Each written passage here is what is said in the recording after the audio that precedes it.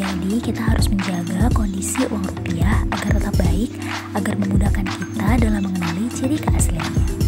Ingat 5 jangan dalam merawat rupiah. Yang pertama, jangan dilipat. Yang kedua, jangan dicoret. Yang ketiga, jangan dibasahi. Yang keempat, jangan di staples. Dan yang terakhir, jangan dilepas. Jadi, lebih baik menaruh uang rupiah di mana? Jadi lebih baik menaruh uang rupiah di dompet yang panjang seperti ini. Oh, jadi uang rupiah itu harus ditaruh di dompet yang panjang seperti ini ya? Agar uang rupiah tidak terlipat. Terima kasih ya. Sama-sama.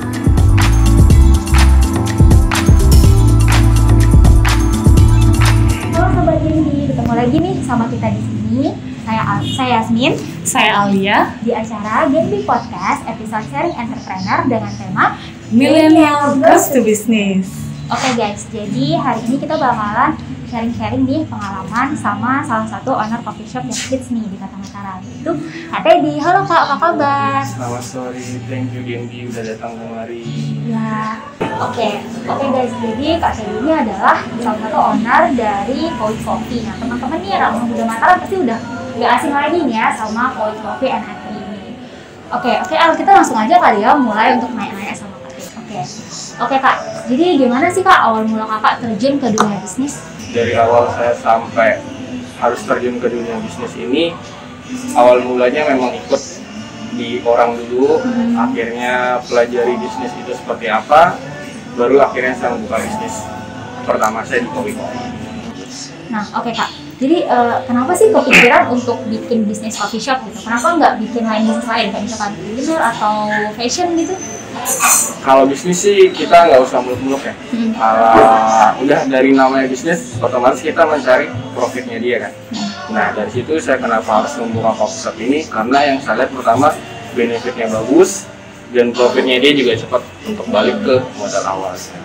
Nah mungkin dari Kakak sendiri, apa sih tantangan Kakak dalam membuka bisnis ini? Kayak trial and error sih, saya lebih banyak memang banyak trial error. Apalagi ini bisnis pertama saya kan. Di situ saya masih banyak belajar apa yang harus saya benahi, apa yang harus saya perbaiki, dan apa yang harus saya fokusin untuk buat Koi ini berkembang terus. Jadi untuk yang dipersulit untuk masalah bisnis F&B atau coffee shop ini, pertama bagaimana cara mengelola dan membuat konsisten coffee shop tersebut sih. Itu sih yang paling pertama. Terus bagaimana cara kita ngerangkul partner-partner kita yang di sini biar mereka juga kerjanya nyaman dan juga nggak ada tekanan sama sekali sih dari satu sama lain. Itu sih yang difokusin. Oke, jadi yang namanya bisnis ya teman-teman pasti semua itu pasti ada jatuh bangunnya, ada tantangannya gitu. Jadi tapi gimana kitanya untuk meminimalisir itu sih ya. Nah, Kak, kita semua penasaran nih, termasuk teman-teman di rumah dan kita juga ya. Kenapa sih namanya Koi Coffee? Apa sih makna dari nama Koi itu sendiri? Apa ada cerita di balik nama itu sendiri atau gimana nih Kak? Karena itu langsung saya buat, terus itu jadi referensi pertama. Jadi sebenarnya nama Koi itu kepanjangannya Koian, cuman K-nya diganti Q. Kalau dari bahasa Arab kan pakai Q tuh, nggak pakai K. Nah, cuman saya ambil modernnya Koi. Aslinya kan panjangnya Koya tuh. Jadi saya ambil Koinya dia dan Q-nya saya rubah jadi K. Kalau artinya sendiri dari Koya itu yang artinya jadi kekuatan, kemudian ada bersinar, satu lagi yang paling bersinar lah istilahnya kayak gitu bahasa Arab. Kenalin. Gini Kak, apa sih yang membedakan nih Koi Coffee ini dari coffee shop yang lain? Di sini kan banyak banget nih di Kota Mataram ini coffee shop yang baru-baru bangun, yang baru didirikan gitu Kak. Apa yang membedakan Koi dengan kompetitor-kompetitor yang lain itu paling tema atau konsepnya. Karena kan ya mungkin pas saya bangun belum ada nih konsep yang seperti ini, tapi mungkin setelah saya bangun ada yang seperti ini kan, itu udah termasuk yang membedakan dengan Koi dengan kompetitor yang lain. Terus mungkin di sini saya menjual stick mungkin ya, karena mungkin kalau Mbak atau Mbak yang lain pernah ke coffee shop mungkin belum ada yang menjual stick. Nah, kalau misalnya kalian pengen makan stick bisa ke Koi. Oke, jadi selain menjual kopi, di sini juga jual makanan juga Kak ya? Ngomong-ngomong soal pandemi ini, kan sekarang masih pandemi ya. Nah, apakah ada penurunan omset gitu Kak selama pandemi ini gitu. Dan gimana sih cara Kakak nyikapin keadaan sekarang ini? Kalau menurunnya omset, kalau menurut saya sih hampir semua rata-rata usaha F&B pasti omset menurun ya. Kenapa? Karena kita untuk pemberlakuan jam kita operasional, jam kita untuk keluar dari rumah pun juga masih dibatasi. Jadi untuk menurunnya omset sih itu pasti menurun.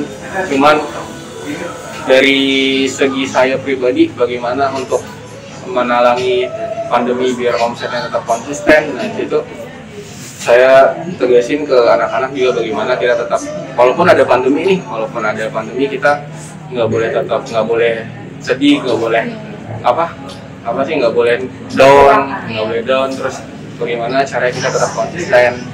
Nah, untuk sekarang sih ya itu aja sih, saya fokusnya bagaimana kita tetap konsisten, terus nggak usah dibuat jadi alasan untuk masalah pandemi sih. Biasanya saya trailer ke anak-anak juga seperti itu. Nah, apa nih, kan di masa pandemi ini Kak, banyak banget yang terdampak nih di bidang kuliner soal customer, konsumennya. Apakah di sini kan untuk menggaji karyawannya kan kita perlu uang juga nih Kak. Apakah Kakak mengeluarkan uang dari pribadi sendiri untuk menggaji karyawan Kakak, atau emang pure dari putaran uang gitu dari bisnis Kakak? Untuk kemarin PPKN sih alhamdulillahnya saya masih bisa memberikan gaji karyawan dan menutupi semua operasional. Ya untungnya saya nggak meraup dari dana pribadi sih. Makanya tadi saya bilang bagaimana cara saya konsisten dan bagaimana cara saya menanggapi pandemi ini. Ya, produk dibeli terus, entah kita harus supply ke instansi-instansi kah, lewat teman-teman juga, itu salah satu bagaimana cara kita biar konsisten di omset. Jadi untuk selama PPKM atau pandemi tahun ini, alhamdulillah saya belum pakai uang pribadi sih buat gaji karyawan atau menanggulangi semua operasional di sini. Masih pakai perputarannya uangnya bagus. Nah, sekiranya nih Kak, berapa lama sih? Mulai dari Kakak mungkin ada persiapan nih, apa aja yang Kakak siapin atau gimana? Mungkin Kakak udah punya planning gitu dari awal. Kenapa? Kalau ide sih saya udah pengen buat dari 2019 ya. 2019 Februari awalnya itu juga udah ada ide nih pengen buat coffee shop. Cuman di saat Februari itu saya masih fokus bagaimana caranya buat bisnis F&B coffee shop ini. Jadi dari Februari sampai Oktober itu saya belajar dulu nih dari gimana cara buat kopi, bagaimana cara manajemen coffee shop, terus bagaimana dapat supplier kopi. Jadi untuk kita bisa membuat sebuah usaha itu kita bisa dulu kita sukai dulu nih apa yang kita mau buat, baru kita buat usaha. Nah setelah itu di 2019 Oktober, 2019 Desember saya baru jalan. Akhirnya di bulan Maret 2020 bulan tahun ini baru bisa launching open. Jadi ya teman-teman, jadi kalau mau bikin usaha itu harus di research dulu nih gitu, kayak misalnya nih cara buat kopi dan lain-lain. Ini Kak, kan tadi saya nanya nih, apakah Kakak itu cari karyawan yang memang dari pertemanan Kakak atau dari luar? Kalau dari karyawan sih ya untuk di Kowi ini lebih banyak sih, ada beberapa yang teman, ada beberapa juga yang dapat dari sosial media. Dan untuk mencari karyawan itu sih sudah gampang ya. Nah, kalau saran sih saya buat kalian mungkin yang mau buat bisnis, ya nggak apa-apa misalkan mau mencari karyawan yang teman kalian, atau kalau saran saya pribadi lebih baik cari yang bukan teman. Kenapa? Karena kadang juga ada yang nggak bisa menerima, entah bagaimana kita sebagai teman, entah kita profesionalnya dia sebagai pas kerja. Itu aja. Jadi lebih baik kalau misalkan pengen buka bisnis, ya saya nggak menyarankan buat kalian mau cari karyawan yang teman, bukan. Lebih baik kalau misalkan pengen buka bisnis mungkin cari orang lain. Jadi profesional kerja dia dapat. Kadang kalau misalkan kita juga, saya bukan menjelekan teman, tapi saya belajar dari pengalaman. Jadi kalau misalkan sama teman mungkin dia tidak bisa menggap kita teman pada mana saatnya kita teman, pada saatnya kita kerja. Takutnya ntar kalau misalkan ada kesalahan nggak enak gitu nggak ya negurnya? Itu balik lagi ke diri masing-masing sih ya. Kalau misalkan kita nggak tegur, kita juga salah. Jadi personalitinya bagaimana aja sih dia, kalau misalkan ya dalam keadaan kerja ya harus profesional juga kerja kan. Kalau misalkan ya mungkin di tempat kerja kita teman, tapi kan punya batasan. Terserah kalau misalkan ada setelah kerja kita mau seperti apa juga nggak masalah.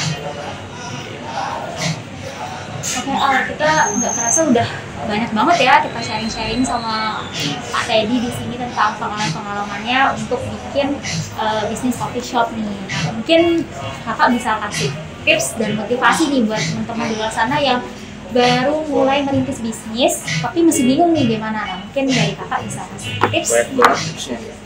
Mungkin saya ada beberapa bagian aja ya. Tips. Ada 10 sih sebenarnya, cuman 5 aja cukup kali ya.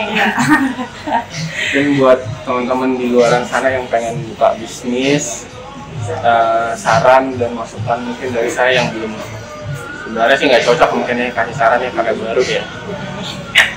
Jadi yang pertama mungkin kita untuk memulai bisnis itu kita harus sukai dulu nih apa yang kita mau mulai. Kenapa?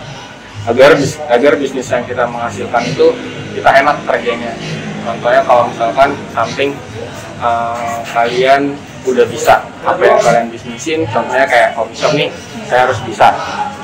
Jadi mungkin kita nggak bisa apa ya men-trailer nih karyawan kita, mungkin suatu saat mereka sakit, mereka pengen ekspansi diri mereka, jadi kita mau tinggal karyawan pun kita tetap jualan. Itu sih kenapa kita harus sukai dulu nih apa yang kita mau buat. Nah itu sih salah satu alasannya kenapa kita harus suka dulu baru kita mulai bisnis. Jangan kita udahlah ikut-ikutan teman, kok bagus nih, terus kita mau buka, terus nanti kalau misalnya kita tinggal karyawan kita nggak bisa jualnya kan sama aja. Terus yang kedua kita harus pelajari dulu nih ilmu bisnis itu seperti apa, karena kita juga nggak bisa percaya orang walaupun mereka juga teman kita. Kan tadi udah saya bilang kita berteman sama siapa aja nggak masalah. Cuman kalau masalah bisnis kita terbalik ke bisnis karena itu masalah duit kan, karena ya benar-benar yang sangat sensitif. Jadi kita harus pelajari dulu nih apa bisnis tersebut, pelajarin bagaimana cara berbisnis, bagaimana cara mengelola keuangan, bagaimana cara kita memanage keuangan kita. Yang ketiga, memperluas jaringan bisnis. Nah, memperluas jaringan bisnis ini maksudnya biar kita bisa banyak teman. Baik teman itu dalam artian koneksi itu dalam artian kita kan nggak tahu nih kita berteman sama siapa aja, dari udah teman sama siapa aja, nanti dari situ kita bisa dapat customer. Misalkan mereka juga suka di coffee shop mungkin di kopi, jadi kan dari teman ke teman nih, jadi kita nggak perlu, walaupun juga sosial media sangat berpengaruh, tapi kita berteman sama siapa pun juga berpengaruh buat bisnis kita. Biar menambah relasi gitu Pak ya. Terus yang keempat, fokus dulu sama apa yang kalian mau buat. Tekunin dulu apa yang kalian mau buat, karena kalau kita bisnis kita cuma dapat 2, kita gagal apa kita berhasil. Kita nggak, namanya kita bisnis itu ya udah cuma 2 itu yang kita takutin. Kalau kita gagal kita harus berbuat apa, kalau kita berhasil apa yang kita harus lakukan buat kedepannya. Kemudian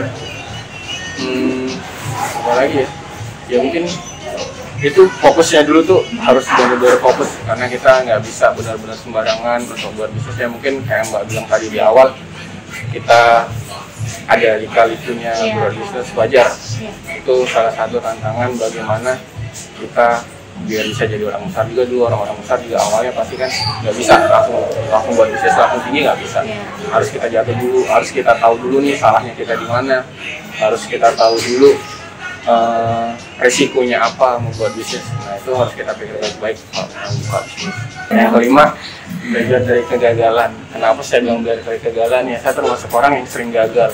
Kenapa saya bilang kayak gitu? Tadi saya belum cerita yang pertama ya. Oh iya, belum Kak. Boleh nih mungkin diceritain. Boleh cerita Iya. sedikit. Saya juga pernah bisnis, cuma pernah gagal. Jadi itu ya saya tidak menyalahkan tidak menyalahkan kegagalan saya tersebut, karena dari situ saya belajar kalau misalkan orang gagal itu banyak dapat pelajaran dari situ. Entah, oh iya kemarin saya gagalnya dari segi A nih, oh iya berarti saya tidak boleh melakukan si A untuk ke depan. Nah seperti itu, kenapa saya bilang belajar dari kegagalan, ya banyak benar-benar banyak yang kita harus benahi di situ. Gagal itu bukan salah satu buat kita buat berhenti di situ. Nah di situ kita benar-benar harus banyak belajar dari apa yang sudah kita salah di sebelumnya, di kedepannya kita nggak boleh melakukan hal tersebut. Nah itu sangat fatal. Kalau kita misalkan udah gagal terus kita buat lagi yang sama, kan sama aja. Iya, kayak ngulang-ngulang lagi. Nah, kalau ngulang-ngulang lagi juga dapat apa gitu loh. Udah kita gagal terus kita nggak dapat apa-apa, terus mau maju lagi terus ngulangin yang sama, kan udah nggak etis. Iya. Terus yang terakhir, ini yang terakhir nih, Iya. mengelola keuangan dengan baik. Jadi kalau saran saya buat teman-teman di luar sana yang pengen buat bisnis, untuk tahun pertama kalau bisa keuangannya jangan dipakai dulu. Kenapa saya bilang seperti itu? Karena kita nggak tahu nih, entah di tahun ke depan kita apa yang terjadi kita nggak tahu. Iya, kayak pandemi ini contohnya ya Kak. Kita nggak pernah tahu. Mungkin kan kadang ada orang tuh yang udah buka bisnis terus profitnya bagus, udah mau pakai nih. Nah, maksudnya kalau bisa sih jangan dulu. Ditahan dulu nih satu tahun pertama, kalau bisa jangan pakai dulu dana yang udah kalian dapatin di bisnis kalian tersebut, karena kita nggak tahu buat tahun kedepannya mungkin kalian ada apa itu sebagai ekspansi aja, supaya kalau misalnya nggak ada apa ya nggak apa dipakai, tapi setelah tahun kedua. Jadi kalau bisa jangan dipakai dulu sih tahun pertama yang benefit, yang profit kalian yang tahun pertama untuk membuka bisnis itu nggak usah dipakai apapun. Siapa tahu mungkin kalian bisa ekspansi buat bisnis kalian, mau diperkembangin, mau beli bahan-bahan yang ada di situ, itu sih nggak usah. Mungkin itu aja sih saran atau motivasi buat teman-teman yang di luar sana pengen buka bisnis.